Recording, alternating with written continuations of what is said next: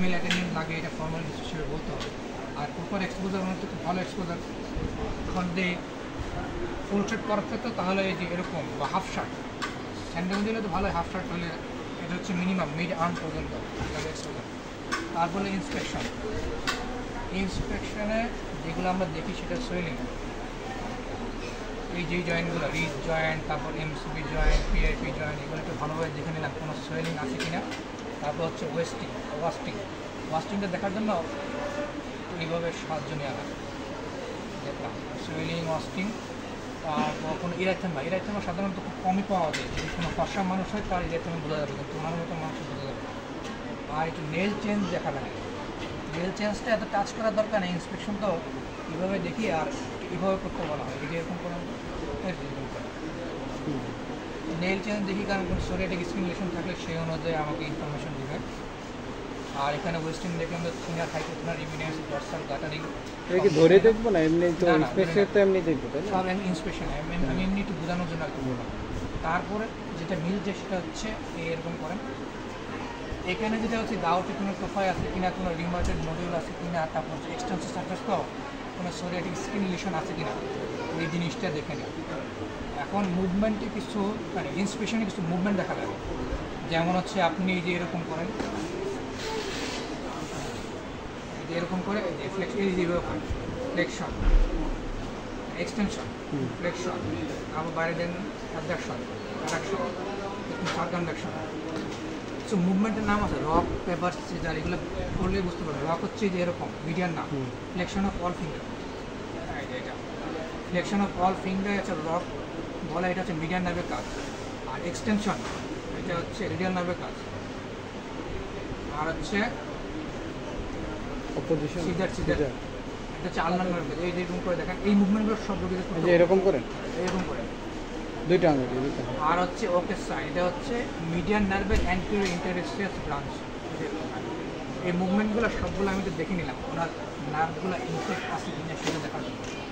ইন্সপেকশনে মূলত এগুলোই, তাহলে কী দেখবো, সোয়েলিং দেখবো আর কি, কোনো ওয়াস্টিং আছে কিনা দেখবো, কোনো এরাইথেমা আছে কিনা, তারপর ডিফর্মিটি, মোস্ট ইম্পর্টেন্ট হচ্ছে ডিফর্মিটিতে আমরা জানি এটা হচ্ছে ফ্লেকশন অফ পিআইপি আর এক্সটেনশন অফ ডিআইপি, এটা হচ্ছে বাটনের। আর এটার উল্টাটা ফ্লেকশন অফ ডিআইপি আর এক্সটেনশন অফ হচ্ছে পিআইপি, এটা হচ্ছে সোয়ান নেক। আর জেড ডিফর্মিটি হচ্ছে হ্যাঁ extension of IP, flexion of MCB.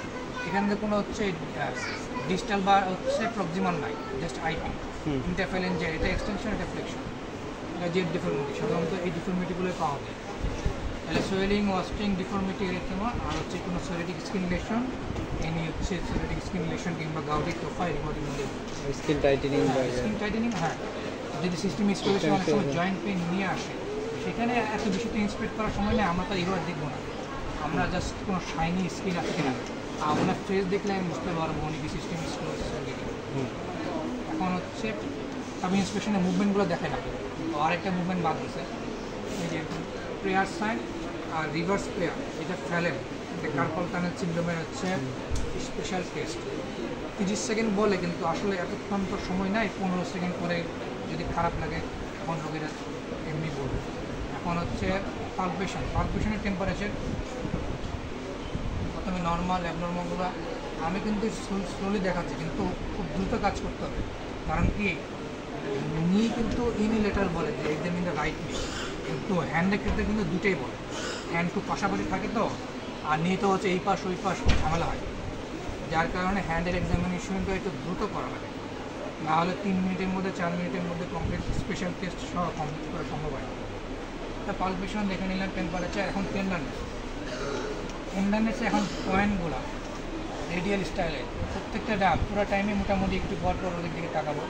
Radial স্টাইলে, আলনার হেড, আলনার স্টাইলে, ট্রাইকুয়েট চাপ, এই যে এটা ট্রায়াঙ্গেল ফর্ম করে, আলনার হেড, স্টাইলয়েড আর ট্রাইকুয়েট চাপ, এটা হলো টিএফসিসি, ট্রায়াঙ্গুলার ফাইব্রোকার্টিলেজিনাস কমপ্লেক্স, এটা স্পেশাল টেস্টটাকে পরে দেখা হবে। তারপর এখানে সিএমসি আছে, এক্সটেন্সর টেন্ডন, এই কাজগুলো খুব দ্রুত করে নিতে পারে পেশেন্ট। এখন হচ্ছে এমসিবি কিন্তু 45 ডিগ্রিতে, এই অ্যাঙ্গেলে করলে এই যে এখানে খুব সুন্দর করে এমসিবিটা বোঝা যায়। প্রথমে আমরা একটু এমসিবি স্কুইচ করে নিলাম, যেমন ব্যথা দেখলাম ওনার যদি ব্যথা না থাকে, রোগীর যদি ব্যথা না থাকে তাহলে আমি এমসিবি ইন্ডিভিজুয়ালি এক্সামিন করা কোনো দরকার নাই। যদি স্কুইজিং থাকে, টেন্ডার থাকে, তখন হচ্ছে ইন্ডিভিজুয়ালি আমি দেখব। এটা 45 করলে এখানে হাত দিলে খুব সুন্দর করে যে এমসিবি জয়েন্টটা বোঝা যায়। এইভাবে কিন্তু তো ভালো বোঝা যায়, যায় কিন্তু অত প্রমিনেন্ট না, এইভাবেও না। এই যে এমসিবি জয়েন্ট দেখা যাচ্ছে, তো প্রত্যেকটা দ্রুত দেখে রোগের দিকে তাকাবো। তারপর হচ্ছে পিআইপি এইভাবে ধরে নিলাম। এই জিনিসগুলো খুব ভালোভাবে খেয়াল করতে হবে, কারণ কি যখন ডিসক্রাইব ইউর ফাইন্ডিং বলে না, তখন কিন্তু বেশিরভাগ ক্ষেত্রে আমাদের মনে থাকে না, বারবার খালি রোগীর দিকে তাকাই যে কোনটা ডিফর্মিটি ছিল, কোনটা সুইলিং ছিল, এইভাবে তাকায় স্যার সামনে, আর আমি খালি বারবার রোগীর দিকে তাকাচ্ছি। এই জিনিসগুলো কিন্তু তারা নোট করেন, কিচ্ছু বলে না, কিন্তু এগুলো কিন্তু নোট করে। সুতরাং ইন্সপেকশন আর পালপেশনগুলো গুরুত্বপূর্ণ এই কারণে যে পরবর্তীতে স্যারদের বলার সময় আমার জন্য মাথায় ক্যাচ থাকে, বারবার না, কোনোবারের জন্য রোগীর দিকে না তাকানো না লাগে। এগুলো কিন্তু খুব নেগেটিভ না, কিন্তু স্যার কিন্তু বলবে না। ডিআইপি সবগুলো দেখে নিলাম। তারপর হচ্ছে ফ্লেক্সোর টেন্ডন, ফ্লেক্সোর কোনো টেনোসাইনোভাইটিস, কোনো ট্রিগার ফিঙ্গার, যদি ট্রিগার ফিঙ্গারের মতো থাকে তাহলে আমরা এটা দেখে নিলাম। এখানে একটু পেইন ফিল করে, সাইনোভিয়ার টেন্ডনটা একটু থিকেন হয়ে থাকে। ওনার একদম কিছু নাই, উনি দুটো দেখে বললাম ঠিক সেরকম। আবার বাম হাতে আসলাম, রেডিয়াল স্টাইলের, রান্নার স্টাইলের, রান্নার হেয়ার স্টাইলের টিপসে ট্রাইপেড্রাম। তারপর প্রত্যেকটা এক্সটেন্সর টেন্ডন, সিএমসি, এগুলো সব স্পিচ করলাম। পজিটিভ না থাকলে তো আর যাবো না, যদি পজিটিভ থাকে তখন ইন্ডিভিজুয়ালি সব দেখলাম। দেখার পরে সব পিআইপি, তারপর ডিআইপি, এগুলো করে এখানে আবার হচ্ছে এমসিপি আছে, এমসিপি আর হচ্ছে আইপি আর সিএমসি। ফার্স্ট সিএমসি জয়েন্ট হলে এটা এই এমসিপির থেকে একটু উপরে, এটা first carbon metacarpal joint, CMC মোটামুটি। আর হচ্ছে ফ্লেক্সোর টেন্ডনগুলো সবগুলো দেখে নিলাম। তো বেশিরভাগ আর হচ্ছে রিস্ট জয়েন্ট, এটা আছে রিস্ট জয়েন্ট প্রপার। এটা হচ্ছে যে লিস্টার টিউবারকুল আছে, লিস্টার টিউবারকুলের সামনে আমাদের একটা স্পেস আছে, এটা যে কারো হাত দিলে দেখবে যে লিস্টার টিউবারকুলের সামনে স্পেস আছে। এটা হচ্ছে রিস্ট জয়েন্ট প্রপারের টেন্ডানেস। এটা আসলে প্রথমে দেখানো দরকার ছিল, এগুলো দেখার পরেই রিস্ট জয়েন্ট প্রপারে কোনো টেন্ডানেস আছে কিনা দেখে নিলাম। তাহলে টেন্ডানেস মোটামুটি টেম্পারেচার টেন্ডানেস দেবে। এখন পালস এখানে হচ্ছে আমাদের কার্ডিওভাস্কুলার রেসপিরেটরি পালসের মধ্যে জেনারেল এক্সামিনেশনের জন্য এতক্ষণ দেখার দরকার নাই। আমার যেটা দরকার যে পালস আছে কি নাই, শেষ, রেট দরকার নেই।